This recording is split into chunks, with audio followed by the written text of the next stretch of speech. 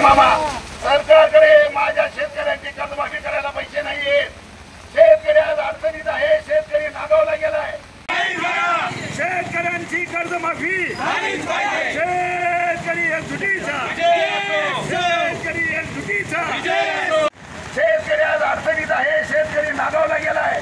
शेतकरीवर आज उपाशी मरण्याची पाळी आलेली आहे, परंतु सरकार म्हणते की त्याच्याकडे पैसा नाही।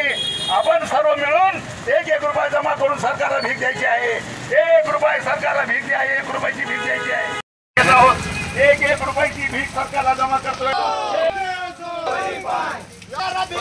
या भिकारी सरकारला 1 रुपया द्या। भिकारी सरकारला विनंती, माझ्या सरकारी माझ्या शेतकरी 1 रुपयाची भीक द्या। भीक मागू आंदोलन सुरू आहे। सर्वांनी येऊन अन्नधान्य भेटतंय, शेतकऱ्यांची मदत करायची वेळ आहे। सरकारचं करायचं काय? शेतकऱ्यांची मदत करायची वेळ आहे। अरे या भिकारी सरकारचं करायचं काय? अरे या भिकारी सरकारचं करायचं काय? मध्ये 36 पैकी 31 जिल्ह्यामध्ये अतिवृष्टी झालेली आहे। संपूर्ण शेती पाण्यामध्ये उद्ध्वस्त झालेली आहे। निवडणुकीपूर्वी सन्माननीय मुख्यमंत्री महोदयांनी सांगितलं होतं की आम्ही कर्जमाफी करू, परंतु तेव्हा कर्जमाफी नाही केली। बचूभाऊ कडू जेव्हा उपोषणाला बसले होते तेव्हाही सरकारनं सांगितलं होतं की कर्जमाफी करू, तेव्हाही केली नाही। नंतर त्यांनी सांगितलं होतं की दुष्काळ पडू द्या, आम्ही कर्जमाफी करू। दुष्काळ पडल्यानंतर देखील सरकार कर्जमाफी करायला तयार नाही।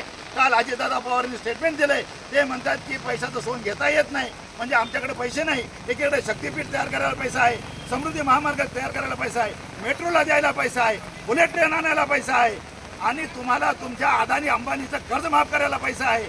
आमच्याकडून जीएसटीचे करोडो रुपये तुम्ही वसूल केले, परंतु आज माझा शेतकरी बांधव नागावला गेलाय। आज तो संकटात आहे, आज त्याची कर्जमाफी झाली पाहिजे। म्हणून आज आम्ही परभणी शहरामध्ये फिरून 1 रुपया व्यापाऱ्याकडे जमा केलाय, नागरिकांकडे जमा केलाय।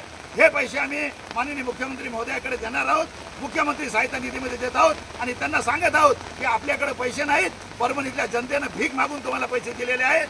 प्रहार जनशक्ती पक्षाच्या माध्यमातून झालेले हा सगळा रक्कम मुख्यमंत्री महोदयांना डीडीच्या मार्फत देण्यात येईल, आणि त्यांना सांगण्यात येईल की हे आमच्याकडून ही भीक घ्या, पण माझ्या शेतकरी बांधवाला कर्जमाफी करा। त्यासाठी हे आंदोलन होतं।